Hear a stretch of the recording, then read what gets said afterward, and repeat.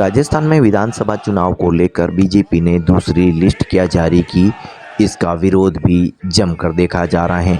Chittorgarh seat पर विधायक चंद्रभान सिंह आक्या का टिकट कटने पर प्रदेश अध्यक्ष सीपी जोशी के खिलाफ समर्थकों में जमकर आक्रोश देखा गया। बीते दो चुनाव में चंद्रभान सिंह आक्या यहां लगातार बढ़त बनाते रहे, लेकिन इस बार यहां चंद्रभान सिंह आक्या का टिकट काटते हुए पार्टी ने नरपत सिंह राजवी को प्रत्याशी बनाया है। बता दें कि नरपत सिंह राजवी पूर्व में जयपुर से चुनाव लड़ते रहे हैं, लेकिन इस बार किए गए इस बदलाव को लेकर बीजेपी ने यहां जो कुछ दांव खेला हो, लेकिन यह दांव अब पार्टी के लिए मुसीबत भी बनता जा रहा है।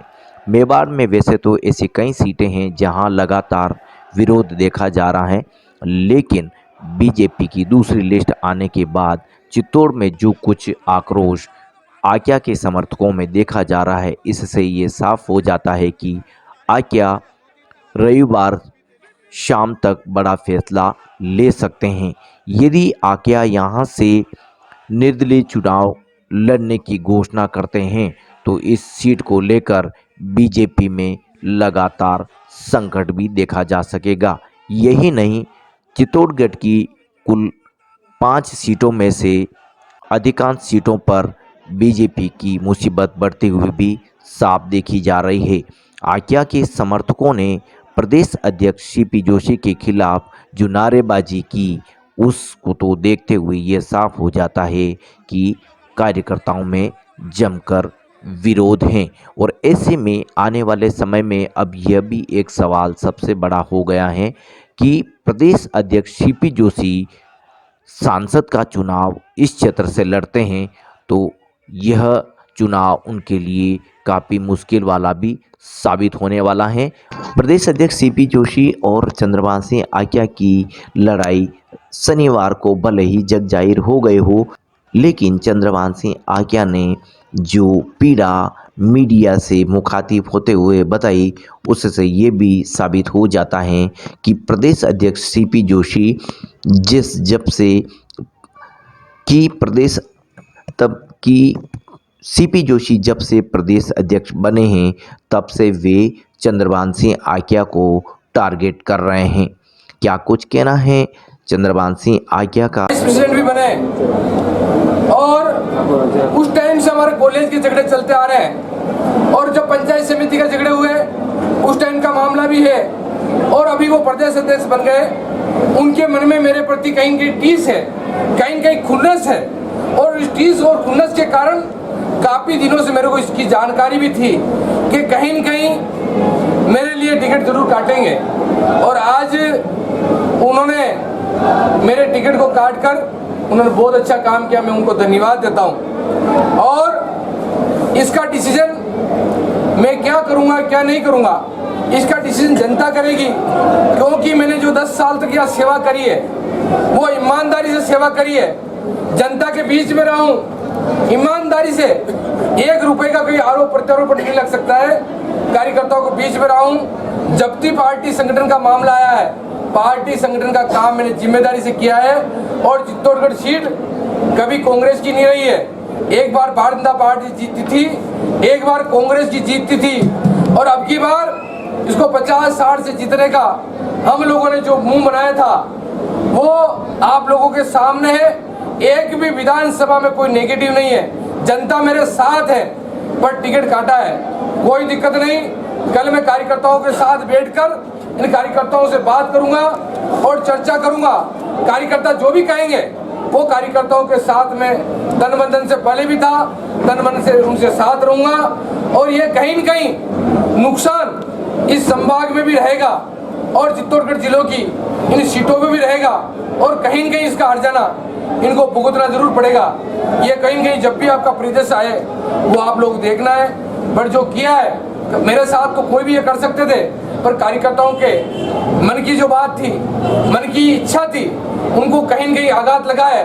आप आज शहर में चले जाए, गांव में चले जाए, इनकी जो इच्छा है वो आप लोगों के सामने है। और यहाँ वर्षों से हम लोगों ने बाहरी प्रत्याशी चले हैं, भले लोकसभा का हो भले विधानसभा का हो, बाहरी प्रत्याशी यहाँ जसवंत सिंह जी भी MP रहे हैं, जाला साहब भी रहे हैं और नरपत सिंह जी राजवी के कार्यकाल को भी आप लोगों ने देखा है।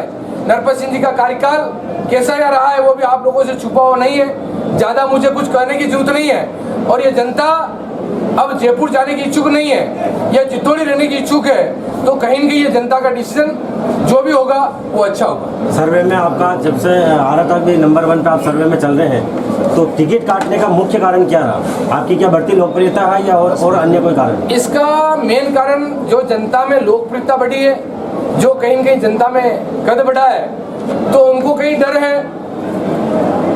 मेरे जो भी हैं पार्टी के पदाधिकारी, उनको कहीं न कहीं डर है कि चंद्रभान चुनाव भी जीतेगा, अगर इसको काट सकते हो तो टिकट काट दो, उसके अलावा इसके पास कुछ नहीं है। क्योंकि टिकट काटने के बाद उनके पास कोई बच्चा नहीं है, वरना ये टिकट भी लाएगा और कहीं के अच्छा सेट हो जाएगा और हमारा कार्यकाल कहीं खत्म हो जाएगा।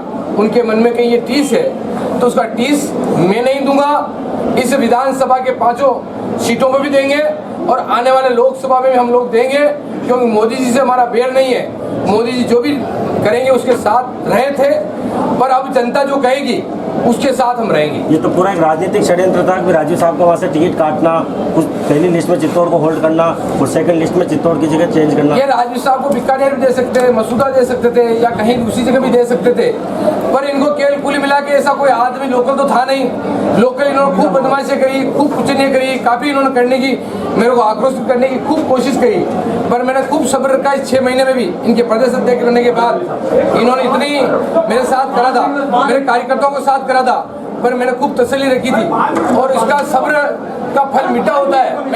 मैंने सब्र रखी है, इसलिए कार्यकर्ता मेरे साथ है और जो भी कार्यकर्ता डिसीजन करेंगे मैं कार्यकर्ता के साथ रहूँगा। आपने कहा सीपी जोशी से द्वेष है, तो क्या पार्टी हाईकमान को इस बारे में आपने पहले बताया था?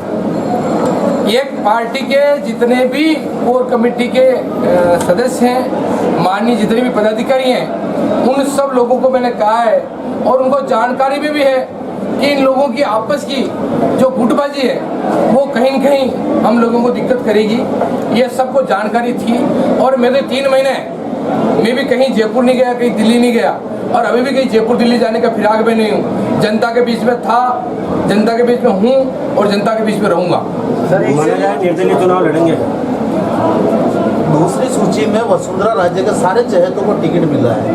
आप भी कभी वसुंधरा राजे के समर्थक रहे हैं? वसुंधरा राजे के मैं शुरू से समर्थन नहीं किया क्या? मैं 10 साल से भारतीय जनता पार्टी का समर्थक रहा हूँ। मैं किसी पर्टिकुलर आदमी का नहीं रहा हूँ और पार्टी के जितने भी सम्मानित पदाधिकारी थे उनका सम्मान मैंने किया है और करता था, इसमें कहीं दोहराई नहीं।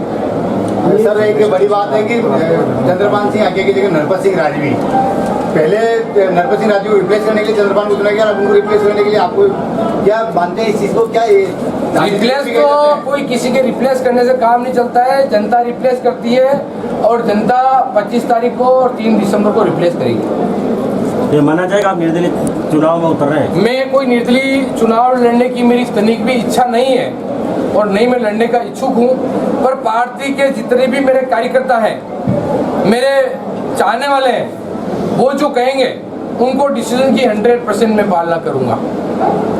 पार्टी अगर और कहीं से आपको लड़ने के लिए टिकट देती है तो क्या उसके लिए आप तैयार हैं?